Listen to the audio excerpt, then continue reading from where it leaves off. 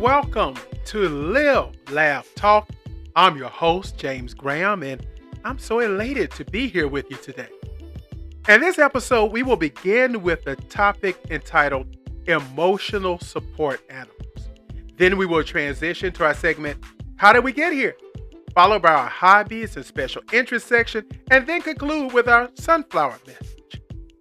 We would love to hear from you. Please feel free to email us at admin@livelaughtalk.com. That's admin@livelaughtalk.com.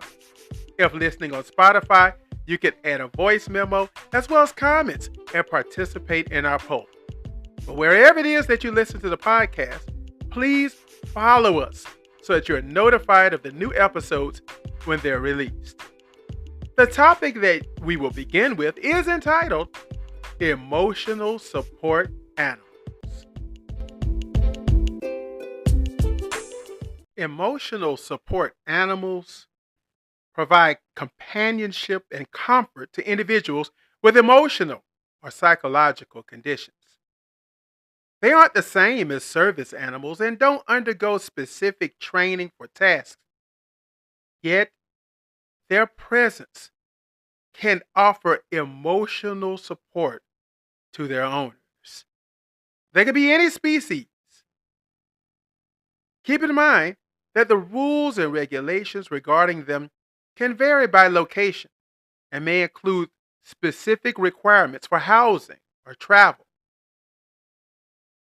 Emotional support animals can offer various benefits, including an emotional well-being, because they provide companionship, reducing feelings of loneliness, and offering comfort during stressful situations. Interacting with an emotional support animal can lower stress levels and promote a sense of calm. In addition, the presence of an animal often contributes to elevated mood and can be especially beneficial for individuals dealing with depression or anxiety. And caring for them establishes a daily routine, promoting stability and responsibility. They can serve as social facilitators, encouraging increased socialization and reducing feelings of isolation. It's important to note that while many people find emotional support animals beneficial, individuals and their experiences may vary. So, if you wish to have such an animal, it's a suitable option for you to consult with a healthcare professional and determine whether this will help with your specific need. Other benefits are that interaction with pets may lead to increased physical activity, such as walking a dog, which can have positive effects on overall health. These animals are known to provide comfort to individuals dealing with post-traumatic stress disorder as well. Their presence can help mitigate symptoms. The predictability and reliability of their presence can offer a sense of security and routine, which is particularly beneficial for those with certain mental health conditions. And we know that animals are known for their non-judgmental, unconditional love, providing a source of support that is free from societal expectations. They can be incredibly valuable. Yet it's essential to adhere to relevant regulations and consult with, again, a healthcare professional to determine the most suitable form of support for your situation.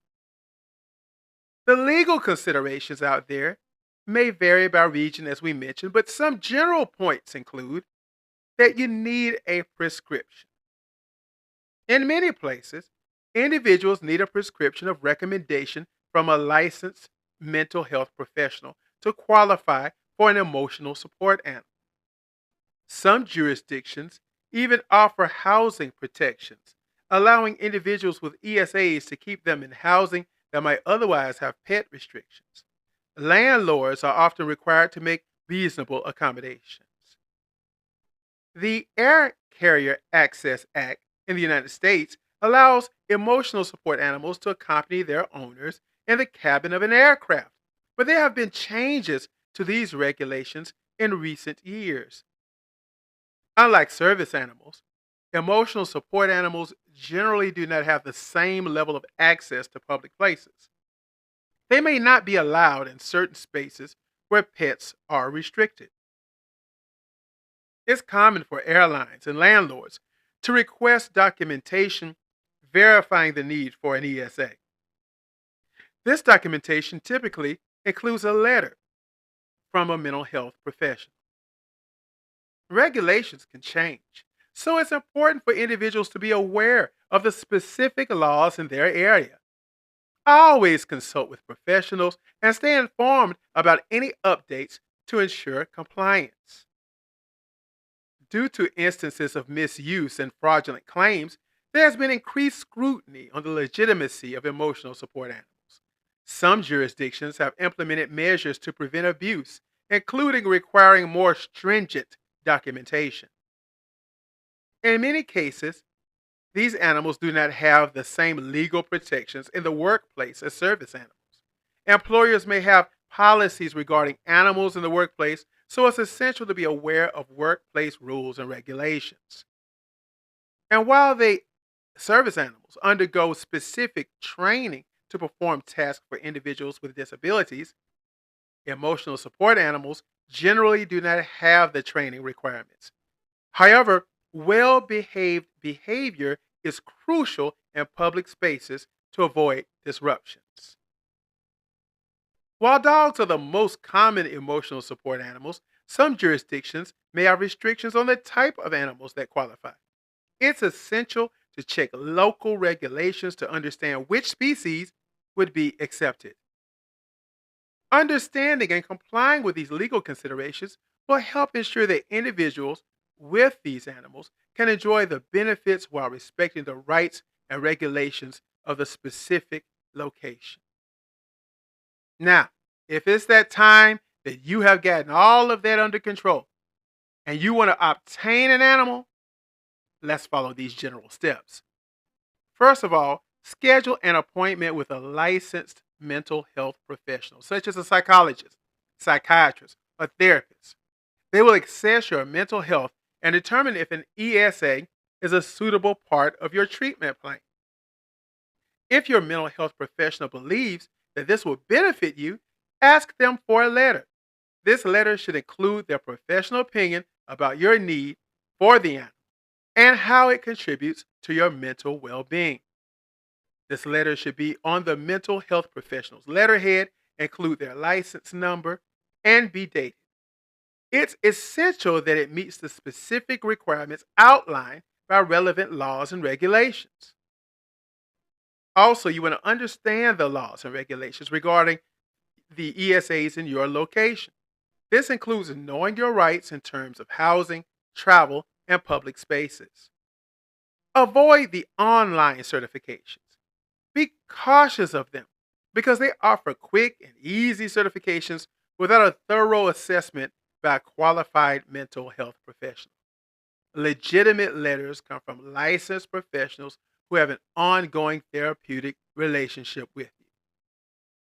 Always prioritize honesty and transparency throughout this process to ensure that the use of an ESA is appropriate for your mental health needs.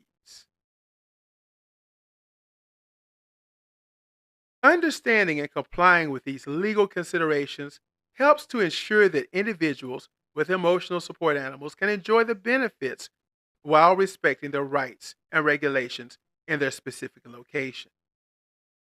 As mentioned, and as a summary, you want to consult your mental health professional. You want to request an ESA letter. You want to make sure that that letter is legitimate. You also want to be aware of your regulations. And you want to avoid the online certifications. If we do this, these things are crucial. We will ensure that our emotional support animal will serve a genuine therapeutic purpose in helping us to manage our mental health conditions, helping us to be better members of society, and giving us the support and love that so many of us need.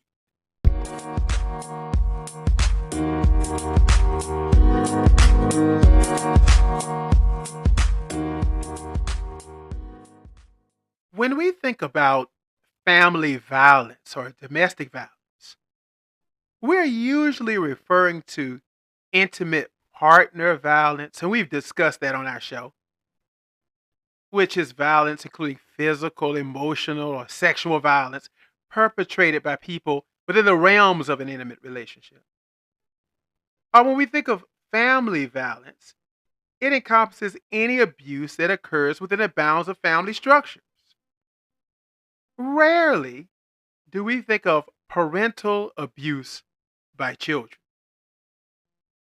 Many people consider parental abuse to be the result of certain parenting practices. Maybe things like neglect or the child suffering abuse themselves. But other adolescent abusers have had normal upbringings and have not suffered from such situations. Children may be subjected to violence on TV and music or in movies, and that violence may come to be considered normal to them. Or the breakdown of the family unit, poor or non existent relationships with an absent parent, as well as debt, unemployment, parental drug or alcohol abuse, may all be contributing factors to the abuse of a parent.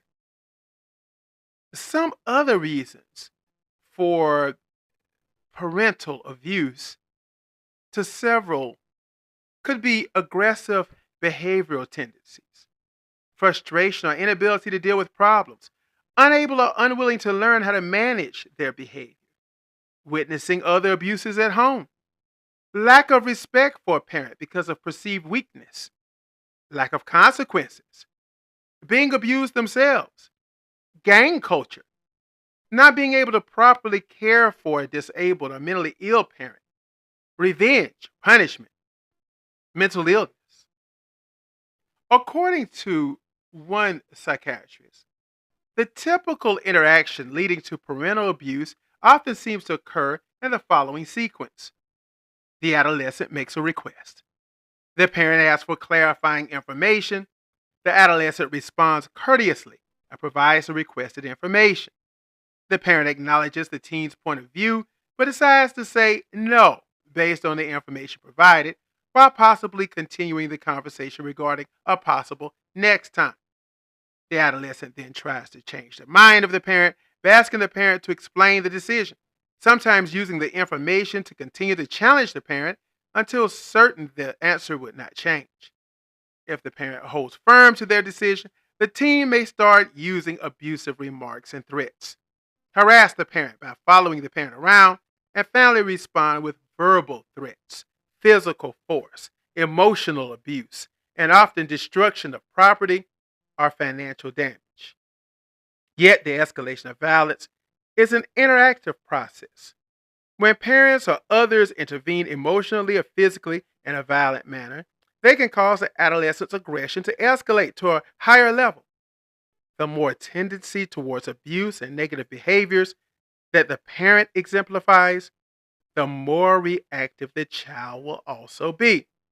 As a result, balancing these two dynamics reduces potential abuse within families, whether it be parental abuse or any other type of abuse. To be honest, I've actually seen this abuse. As I mentioned, I volunteered in schools. And there was one particular child who had been violent toward teachers. So the administration called the parents. The mother came to the school to pick the child up. The administration said, "Hey, we need to sit down and talk to you because this is an ongoing thing." That parent turned to the child, tried to have a conversation. The child literally struck the parent, knocked her back in her seat. She had to sit there for a while to retain her total consciousness. Unbelievable behavior from a 12-year-old child. One key type of abuse that we often neglect is this: child to parent violence. This involves violence or abuse perpetrated by adolescents and adult children against their parents. And yes, there's a lot of stigma and shame around the concept that a child might choose to hurt a parent, and parents often attempt to ignore, placate, or surrender to these behaviors instead of seeking support. Yet, child to parent violence can take a range of forms. It may include verbal abuse, it may lead to name calling, property damage, such as punching holes in the wall, financial abuse, such as extortion of money and support to their substance abuse. It could also include physical violence, including threatened or actual violence. And sadly, occasionally, it may involve sexual violence. Can you believe that? Child to parent violence has been found to occur more commonly when the offending child has experienced violence perpetrated by a parent. While the mechanisms of this relationship are unclear, it's likely that children who have been abused directly or have witnessed family violence have internalized templates around the use of violence and control as a means of managing difficulties. Research has shown that children will often engage in violence against opposite sex parents, especially if that parent was victimized by the same sex parent. For example, boys are more likely to become aggressive toward their mothers if their mother was victimized by their father. The effect is stronger in males than females. Children who grow up within families characterized by violence often struggle to attach to caregivers and do not develop initial self-soothing and emotional regulatory capacities, rendering it more likely that they will struggle to manage their difficult emotions adaptively and may react expressively with anger.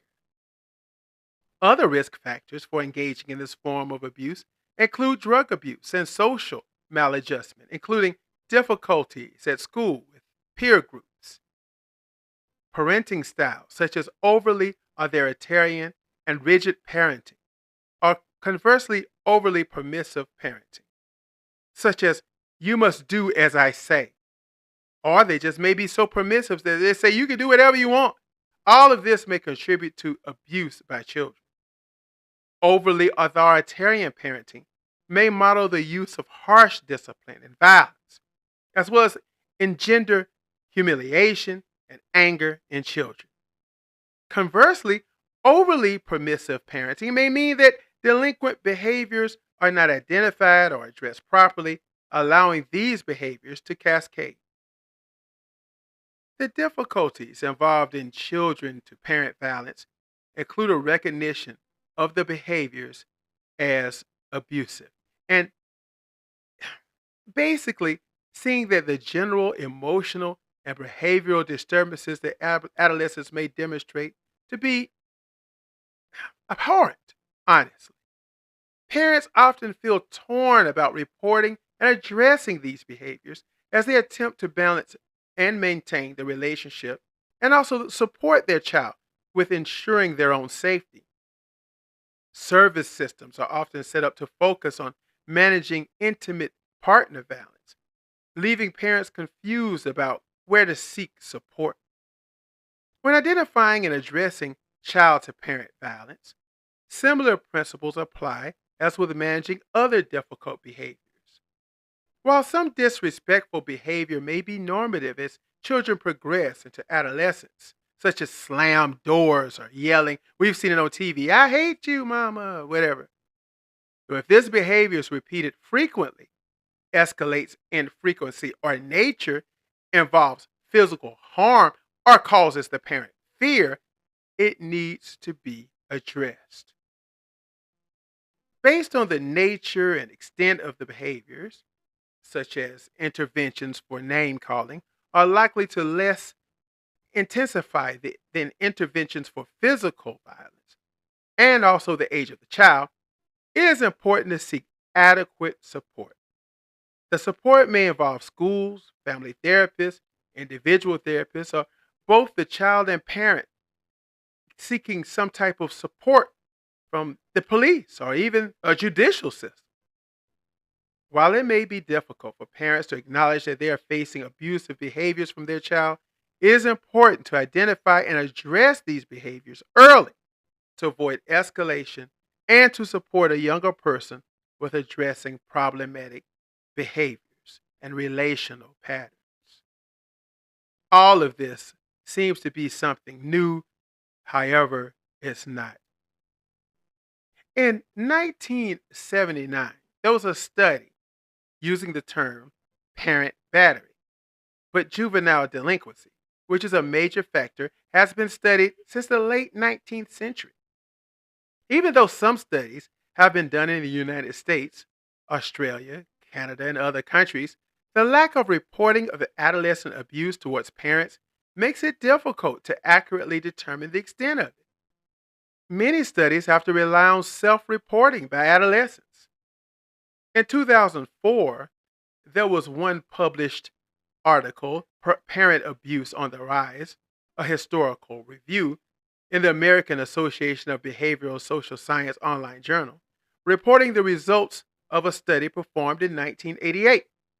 The results reported that 57% of parental abuse was physical. 57%. Using a weapon was at 17%. Throwing items was at 5%, and verbal abuse was at 22%. With 82% of the abuse being against mothers, 5 times greater than that against fathers, and 11% of the abusers were under the age of 10 years. The highest rate of abuse happens within families with a single mother. Mothers are usually the primary caregivers. They spend more time with their children than fathers and have closer emotional connections to them. It can also be due to the size and strength of the abuser. Parental abuse can occur in a family that is not necessarily associated with any ethnic background, a socio-economic class, or even a sexual orientation. Numerous studies concluded that gender does not even play a role in the total number of perpetrators. However, males are more likely to inflict physical abuse, and females are more likely to inflict emotional abuse to their parents. Studies from the United States estimate that violence among adolescents peaks at 15 to 17 years old. However, in other countries, they're as young as 12 to 14 years old, which is as mentioned about the young man that I eyewitnessed hit his own mother at the age of 12. So all of this is going on. We have high numbers of individuals who have abused their own parents. We even have high numbers that we'll discuss at another time of individuals who have killed their own parents. So the question, of course, is there. How did we get here?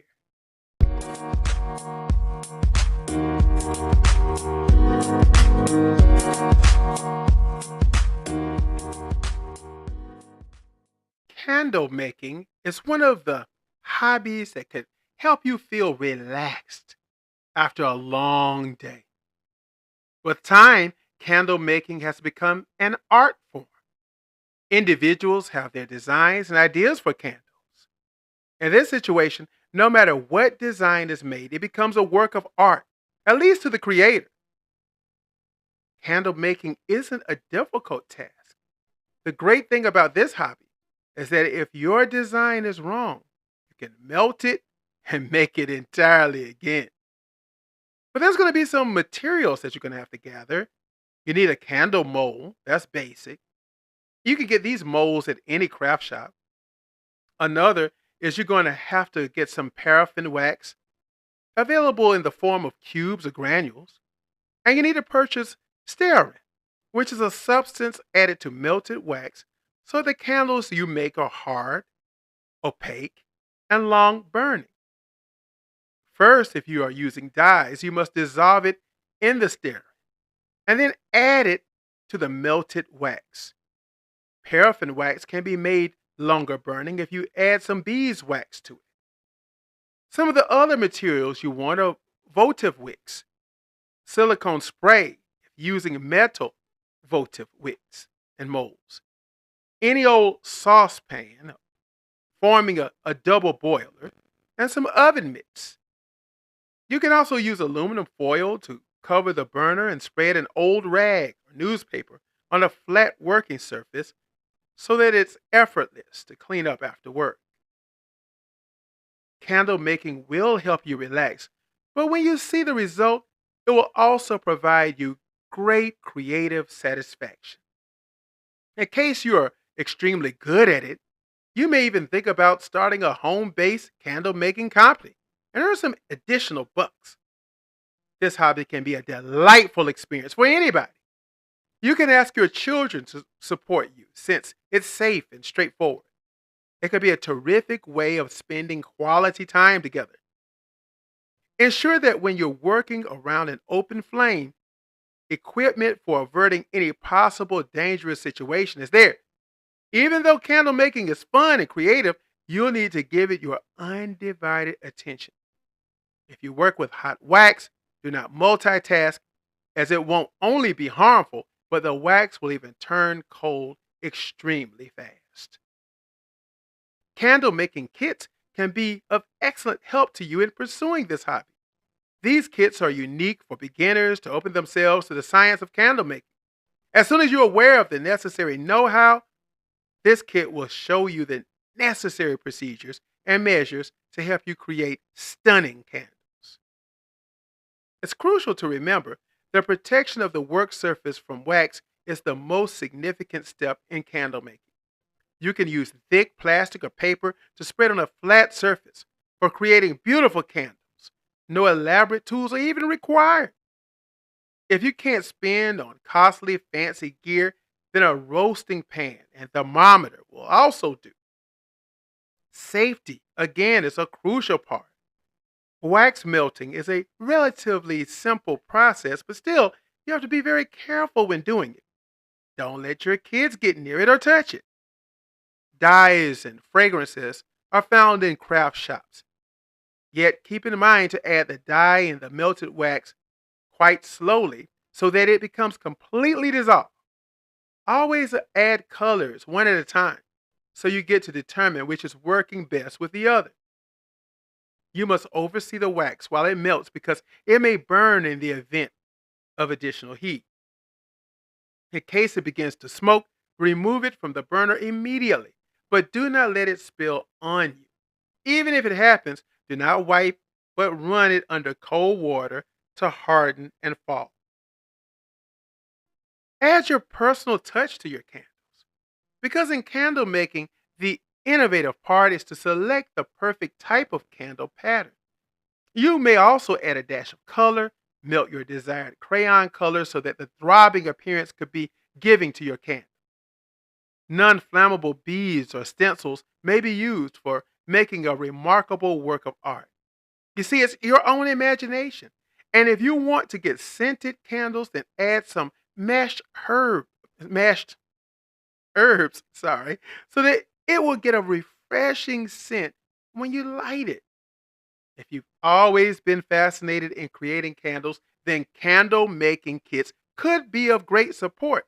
Yet whichever way you decide, whether that's to create it yourself or get a kit, it will bring you joy and add color as well as scent into your life that may have not been there before. Our sunflower message is actually a note, email that we got from one of our listeners. They said, I was thinking about your podcast where you were talking about being happy. I thought to myself, I truly don't know what happiness feels like. So I listened to the podcast and also looked for some information to maybe help me as you suggested. I found that it's a human nature to want to be happy, but true happiness is enjoying your own company and living in peace and harmony with your own body, mind, and soul. You don't need other people. You don't need material things. Happiness is the consequence of a personal effort to live a life of purpose. From all of this, I now realize that I am happy. Well, we're so happy as well that we could invoke thought. We could talk about happiness. Our listeners can think about it. They can look up materials. They can talk to a healthcare professional. And then they can come back and tell us where they are in life now. It makes us feel great because that's the whole purpose of this podcast. That's its entire purpose, is to be able to reach out, help others while helping ourselves. On Cash App, $Live Laugh Talk. On Twitter, @Live Laugh Talker. On your podcast platform, press the button to donate to support the podcast. We need it. Any and everything is appreciated, and it's used only for the podcast. Also, remember to rate us a 5 or whatever the highest is on your podcast platform. Tell your friends, family, colleagues about us. And remember also to go onto Etsy. Search How Do We Get Here? Or Live Laugh Talk. Or my name. For merchandise that's there. We have neckties, t-shirts, hoodies, animal hoodies for your dog. Since we talked about emotional support animals, you may want to get a matching hoodie with your dog. We also have socks, cups, tumblers, you name it. It's a plethora of beautiful items and merchandise for you to choose from. This is James and George's baby boy signing off. And as you know, I can't wait to talk with you again soon.